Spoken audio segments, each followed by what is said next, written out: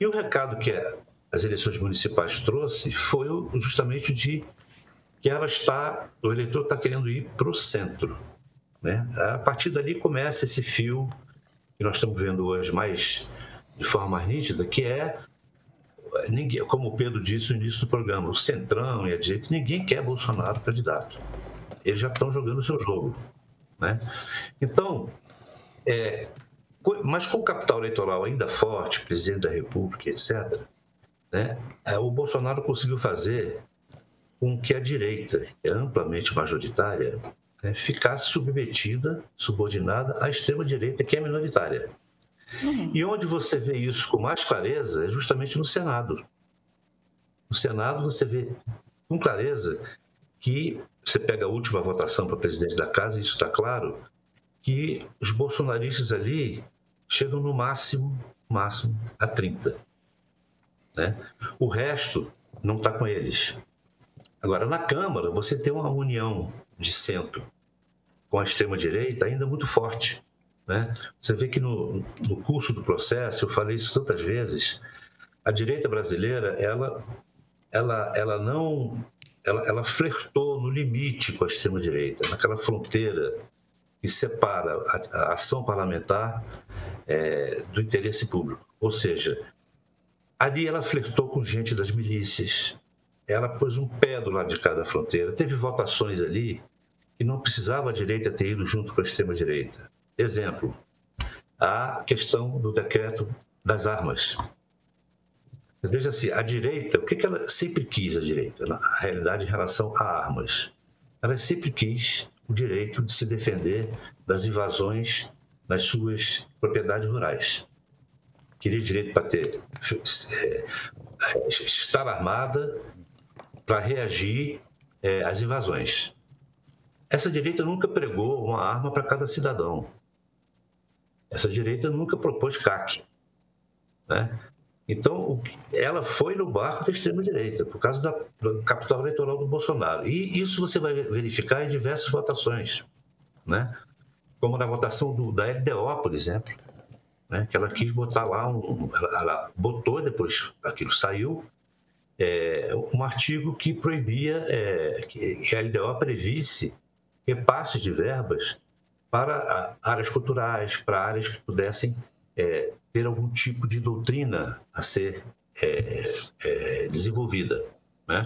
Quer dizer, ela colocou ali, dentro da LDO, um elemento penal. Né? Você vê, ela não precisava ter feito. A extrema-direita não conseguiria voto para isso, mas a direita foi. Pessoal do agro, etc. Então, na Câmara, você ainda tem esse contexto, vai passar esse tipo de coisa. No Senado, o Senado tem mais controle da situação. Né? Está mais claro qual é o jogo de forças ali. Por exemplo, para um senador, como Otto Alencar, dizer aqui não passa, ele não é presidente do Senado, ele é presidente da comissão. Uhum. Né? É evidente que ele está em acordo com o Alcolumbre, né? E ali você tem um controle mais forte dessa situação. Agora, de qualquer forma, é muito preocupante que a direita continue nesse flerte com a extrema-direita, porque isso envolve coisas muito graves. Né? Você pega o esquema dos CACs. Né? Aquele esquema ali não pôs arma na mão de nenhum cidadão brasileiro, aquele esquema pôs arma no mercado do crime. Claro. Era autorização para 16, 17 tipos de armas, num volume individual absurdo, munição para 1 ano para cada pessoa. Quer dizer, aquilo foi uma forma de você regimentar armas para o crime organizado. Uhum. Por que você vota numa coisa dessa, meu Deus? Você está botando a direita não precisa disso. Né? Agora, a extrema-direita, que tem lá os seus Daniel Silveiras, esse tipo de pessoa que você sabe que é da milícia, que está naquele esquema de milícia, então passa a ser temeroso você continuar com esses caras. Eu acho que está na hora da direita começar a dar o tranco mais forte em relação a essa separação. Está acontecendo, mas de uma maneira muito lenta e muito instável, sabe? Ora ela vai, ora ela fica, e para ela montar uma candidatura que ela possa dizer que é uma candidatura de centro, moderada, etc., Nesse contexto é muito difícil.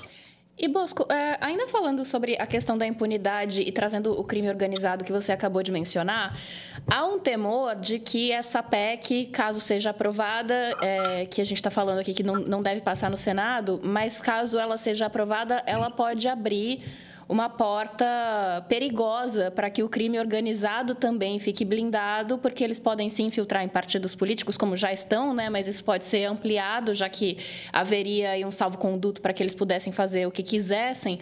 E há um receio de uma entrada muito maior do crime organizado na política em busca dessa proteção, né?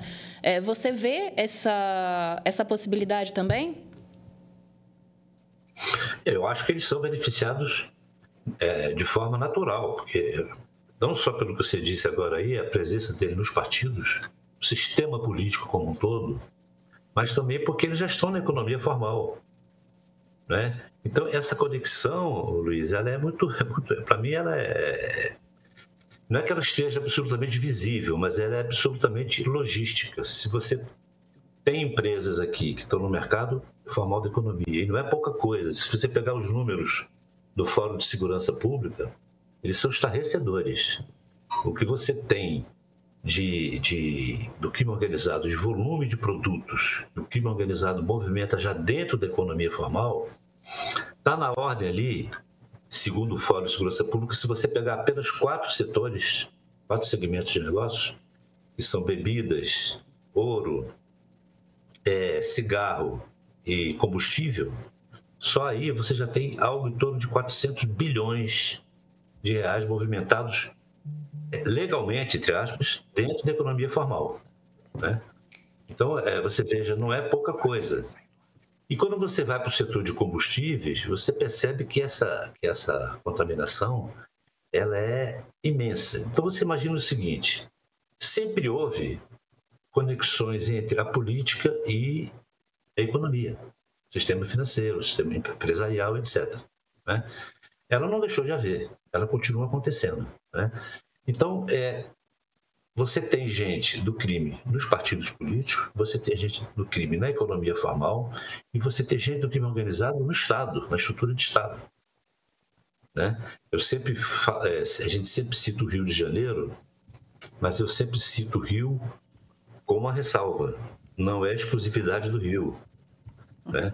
Apenas o Rio tem mais tempo que isso está acontecendo no Rio de Janeiro, por causa também um pouco da conformidade topográfica do Rio, que facilita o domínio de território, né? Uhum. E por uma série de anos do passado. Mas isso hoje está no país todo. Você vê que está na Bahia, está no Ceará, enfim, Alagoas. Agora, a gente pega o exemplo do Rio, porque para mim é onde, possivelmente, o crime está mais infiltrado na estrutura de Estado, né? Mas isso não ocorre só lá. Então você vê que o crime organizado está na estrutura de Estado, está nos partidos políticos e está na economia formal. Então o que eu acho que o Brasil vive hoje é um momento divisor de águas. Ou você agora enfrenta isso, né? Consegue meios de enfrentar isso, o Estado brasileiro, ou você vai sucumbir a isso. E aí isso aqui vai virar uma Medellín. Já temos várias pequenas Medellins, né, vamos dizer assim, no país. Você vai ter uma situação que pode fugir ao controle efetivamente. E aí, sobre essa questão do enfrentamento, teve uma palavra que você usou, que foi impunidade, que apareceu dezenas de vezes aqui no nosso chat. O Ian, por exemplo, diz: a imprensa está sendo muito generosa, deviam chamar o texto da PEC de PEC da impunidade. E aí, muita gente falando, né, dessa votação que é uma garantia de impunidade. E, na verdade, a gente está falando de 2 projetos assim, né? Porque quando a gente fala do projeto da anistia, a gente também está falando de um projeto que vai garantir impunidade para um crime como o golpe de Estado, por exemplo. E aí a gente tem, no Legislativo, uma narrativa sendo disseminada de que o STF é o inimigo do povo. E a gente já falou várias vezes aqui no Central, com vários especialistas diferentes, da necessidade até da criação de um código de conduta do STF, porque cabem críticas ao STF, né? Não é uma instituição, não é um poder que não mereça críticas. Mas, ao mesmo tempo, agora, para parar um projeto como esse, né? De novo, a gente tem essa informação de que vai ser barrado no Senado, mas é uma situação em que o STF teria que agir de novo para dizer, olha, isso é inconstitucional, isso não pode acontecer. Isso amplia uma crise entre poderes, né? Diante disso, como é que conserta, né? Como é que conserta essa Câmara e que já tem, né, códigos de conduta, já tem mecanismos como o Conselho de Ética, por exemplo, mas que parecem não funcionar? Como é que a gente sai desse imbróglio? Pergunta difícil essa, mas eu acho que só com a derrubada dessas iniciativas, né, Luísa? Porque o leitor tem toda a razão, o espectador, no caso, né? Eu estou aqui no tempo do impresso ainda. O espectador tem toda a razão. A diferença entre imunidade e impunidade, né? Você veja que agora talvez possa ficar mais claro para as pessoas, de um modo geral, aquilo que nós, jornalistas, lidamos com o dia a dia. No dia a dia com isso, já sabíamos e falamos tantas vezes, mas agora pode ficar mais claro por que o STF virou o alvo do bolsonarismo. E isso não é agora. Isso é plano de governo desde o dia que o Bolsonaro tomou posse. Porque ali, aquilo ali houve um método para aquilo, porque havia um plano, né? O Bolsonaro, para fazer tudo o que ele queria, ele precisava tirar da sua frente aquele que era o guardião do principal obstáculo para ele, que é a Constituição. Uhum. Né? E você vê que nós estamos nesse enredo até agora, em termos de STF, etc. E agora o Congresso resolveu, os bolsonaristas que estão levando isso a termo, né? Como o Bolsonaro foi condenado, não deu certo, então vamos fazer o seguinte: também não deu certo impeachment de ministros, não deu certo enquadrar o STF, então vamos ser nós uma instância judicial que vai ficar. Você tem a primeira instância, a segunda, você tem o STJ, você tem o STF e você tem a Câmara dos Deputados, que se tenta fazer de uma instância judicial se colocando entre o STF e a Justiça, né? Então, o tempo todo é uma tentativa de você contornar a Constituição de 88, né? Ora, eles agora usam o termo que estão corrigindo, que estão cumprindo a Constituição de 88. A Constituição de 88, ela deu uma proteção grande aos parlamentares, porque ela foi uma Constituição redigida e aprovada na saída, no fim da ditadura militar. Quer dizer, você estava iniciando um processo de redemocratização, né? Então, é evidente que os parlamentares do Congresso ainda passariam um certo tempo em terreno instável. Você vê que o Sarney, naquela ocasião, brincava, né? Não exagera não, senão eu vou chamar o Pires. O Pires era o Walter Pires, que era o ministro-chefe da CNI, o último que teve, né?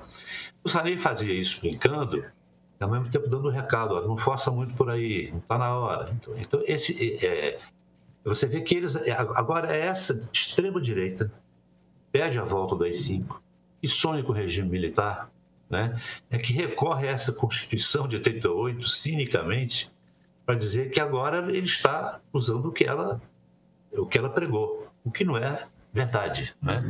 Então, esse jogo de narrativa, esses enredos, eles ganham espaço e ganham trânsito, porque nós estamos vivendo a época das narrativas, né?